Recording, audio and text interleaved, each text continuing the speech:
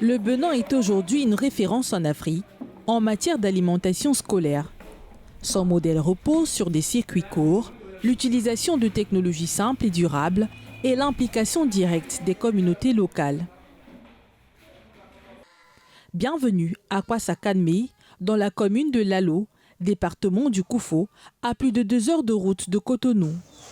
Dans cette modeste maison, Eunice, 11 ans, élève en classe de cours moyen 2 à l'école publique de Kwassa-Kanmé, se prépare pour l'école.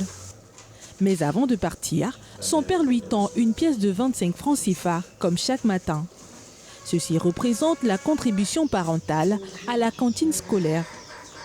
L'arrivée de la cantine, sincèrement, il faut l'avouer, ça a changé beaucoup de choses, de façon positive même. Parce que avant, on payait beaucoup pour leur récréation, leur déjeuner, tout ça. Mais aujourd'hui, quand on paye un peu, ils mangent correctement, ils sont rassasiés. Ce n'est pas un mensonge, donc ça, il faut l'avouer. Et ça nous permet aussi d'économiser un peu, parce qu'on n'investit plus beaucoup dans le déjeuner. Avant, ils faisaient la voie, l'école pour la maison les après-midi. Mais maintenant, ils restent à l'école les après-midi pour faire leur révision. Et puis, ça leur permet d'exceller. Et par rapport à mes enfants, sincèrement, ça a changé. Ils occupent de bons rangs et ils obtiennent de bonnes notes quand même. Oui. Depuis 2024, le Benin déploie le projet intégré d'alimentation scolaire et de nutrition dans 399 écoles primaires publiques grâce au soutien du PAM, le Programme alimentaire mondial, de l'UNICEF et du financement du Royaume des Pays-Bas. Ce programme touche des zones vulnérables des régions de l'Atakora, de l'Alibori, du Koufo et du Zou. Chaque élève bénéficie chaque jour d'un repas chaud, équilibré et préparé avec des produits locaux. Quand vous prenez de façon globale le financement qui est apporté par le gouvernement du Bénin pour appuyer les cantines scolaires, c'est des montants qui sont assez énormes et qui permettent donc d'injecter de l'argent dans le système alimentaire.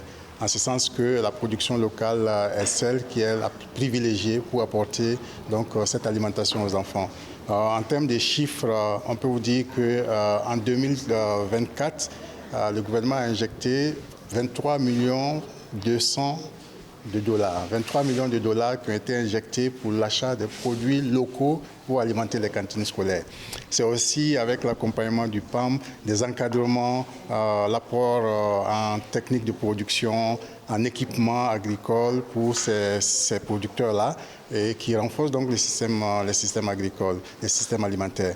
Et en exemple, nous avons en 2025, là, cette année, avec l'appui de certains bailleurs, apporté près de 273 millions de francs CFA d'équipement aux producteurs avec des formations qui ont accompagné. Donc, ce qui permet donc de renforcer les systèmes alimentaires. Et quand on prend l'approche sur transfert monétaire au niveau des écoles, ça permet également à ces bénéficiaires-là d'avoir de l'argent injecté au niveau local, étant donné que les transferts qui sont faits aux écoles permettent d'acheter avec les agriculteurs au niveau local. Et ça permet également de diversifier la denrée, ça diversifie l'épargnement alimentaire, tout en apportant aussi des aliments qui répondent aux habitudes alimentaires de la population. À l'école publique de Kwassa-Kanmé, où Eunice a rejoint ses camarades, une séance de sensibilisation nutritionnelle se déroule sous les manguiers.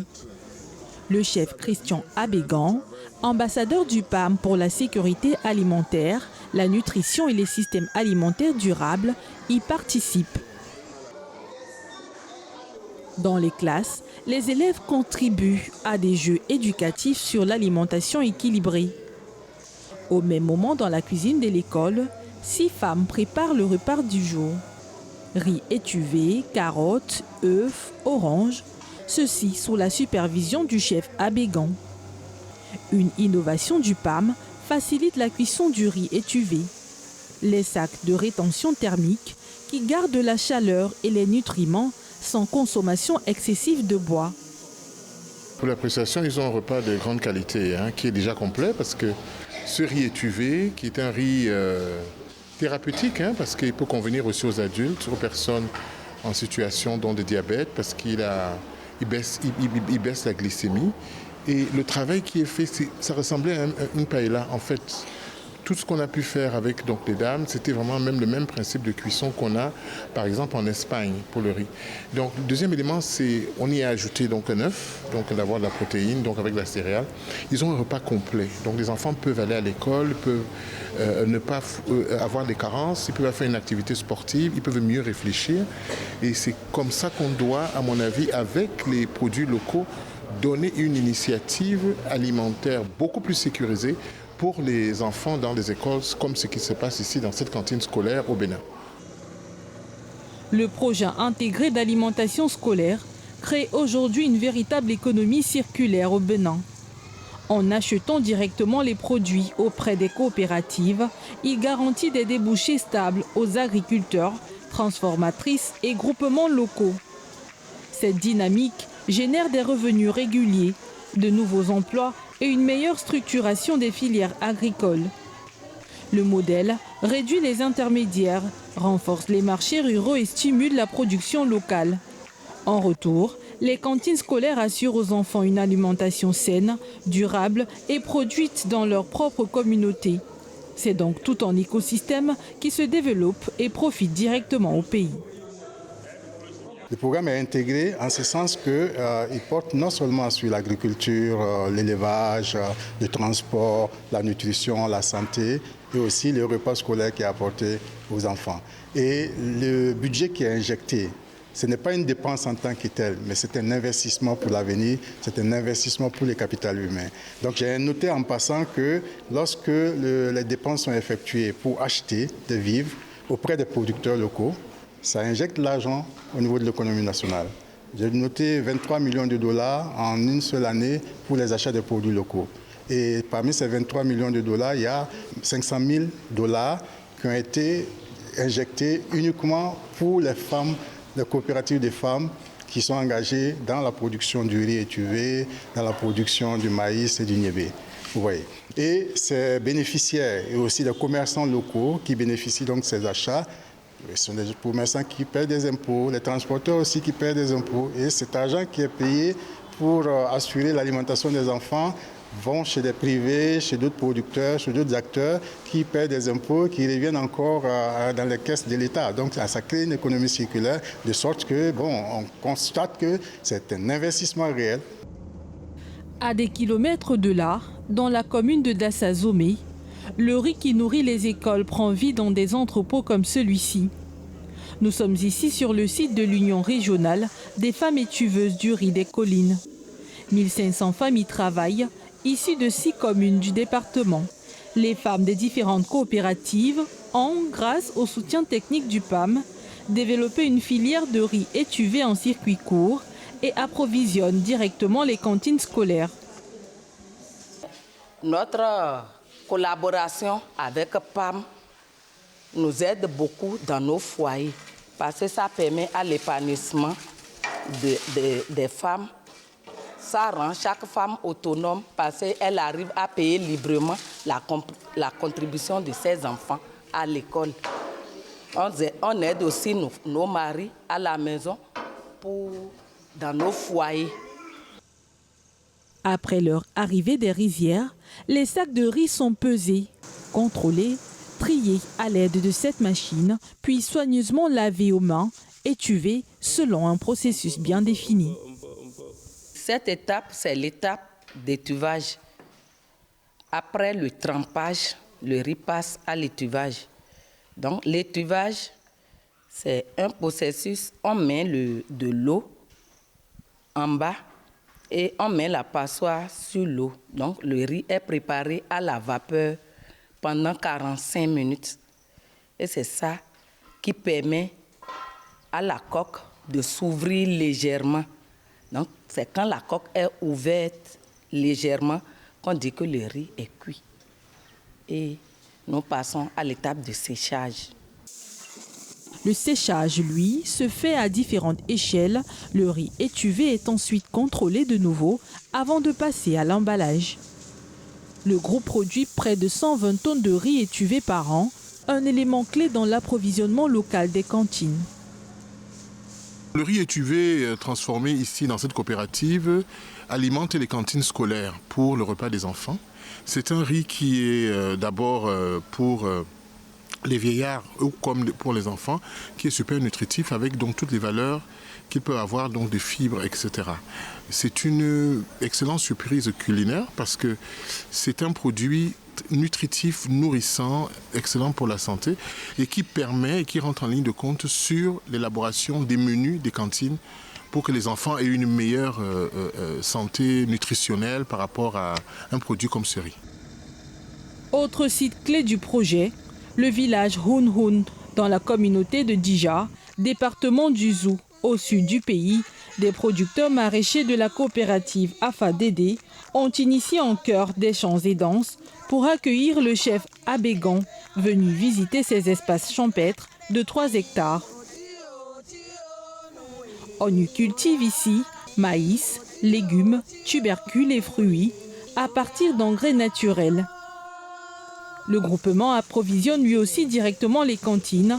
300 francs CFA le kilo de légumes avec 50 à 80 kilos livrés 2 fois par semaine.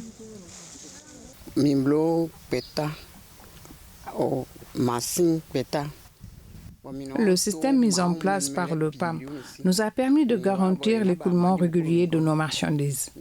Parallèlement, le PAM nous impose des normes et des régulations précises afin d'assurer une production saine et respectueuse de l'environnement, adaptée aux exigences de l'alimentation scolaire. Ces mesures incluent des contrôles de qualité stricts, la sélection des fournisseurs locaux certifiés et le suivi régulier des pratiques agricoles. Ce cadre favorise non seulement la sécurité alimentaire de nos enfants, mais nous encourage également à adopter des méthodes durables et résistantes au changement climatique.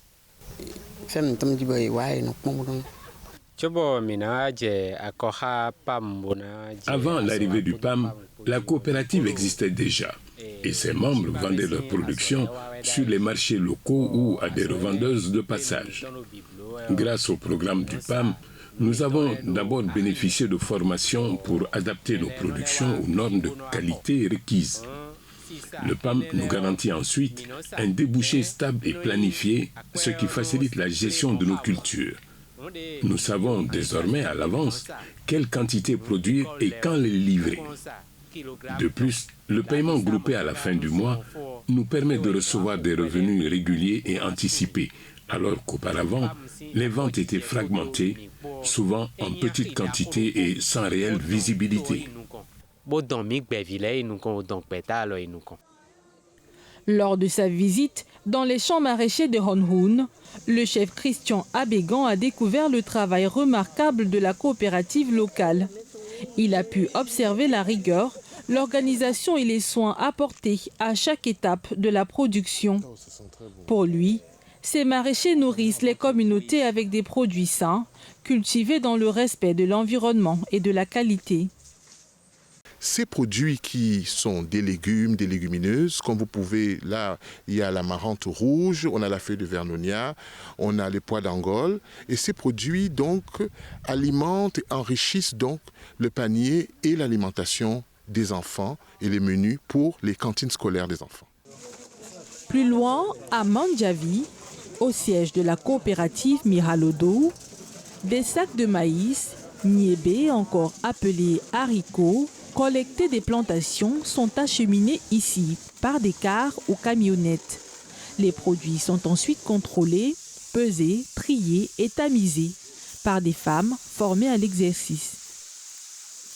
En tant que parent, participer à cette opération, je pense que c'est très bien parce que ça fait qu'aujourd'hui, producteurs que nous sommes, c'est un marché d'écoulement où nous écoulons facilement nos produits agricoles, le maïs et le niébé, à un prix très rémunérateur.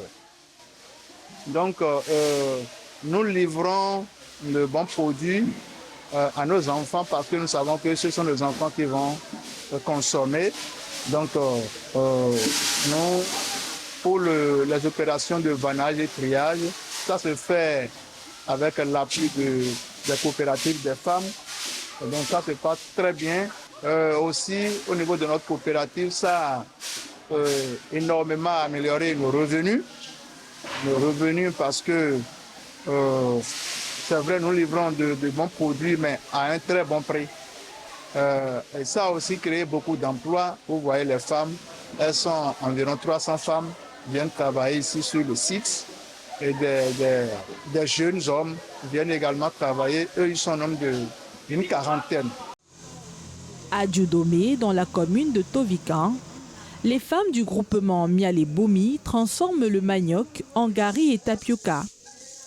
Ce réseau de 86 groupements, représentant 12 000 producteurs, alimente les cantines tout en renforçant l'autonomie des femmes. Dans le processus de transformation du gari, le manioc est épluché, rincé, écrasé, tamisé pour en extraire l'amidon, trié, cuit et séché dans ces foyers intégrés. Les produits dérivés sont utilisés dans les cantines scolaires et constituent une autre source de revenus pour les femmes. Ces initiatives sont mises en place au niveau de chaque communauté pour contribuer à l'autonomisation de ces dames. Donc aujourd'hui, déjà à travers ces initiatives, elles arrivent à s'en sortir et elles ne voient pas le travail qu'elles font à la cuisine comme du pur bénévolat ou comme du sacrifice, mais elles en profitent et elles arrivent à gagner leur vie à travers ça. Parce qu'elles vendent énormément, elles vendent des tonnages par mois ou par an. Dans les locaux du Programme alimentaire mondial à Boïkan, un entrepôt centralise le riz étuvé, le maïs blanc, le niébé provenant des différentes coopératives. Tout est organisé pour assurer une distribution régulière aux 399 écoles du programme. Le modèle béninois de cantine scolaire est aujourd'hui cité en exemple sur le continent. Les cantines scolaires, pour moi, c'est la solution pour la vie, la solution pour la jeunesse, la solution pour l'avenir. Et c'est une des grandes solutions pour notre continent africain. Les cantines scolaires sont donc désormais un moteur de changement social, économique et éducatif. Et le projet intégré d'alimentation scolaire et de nutrition en est la preuve.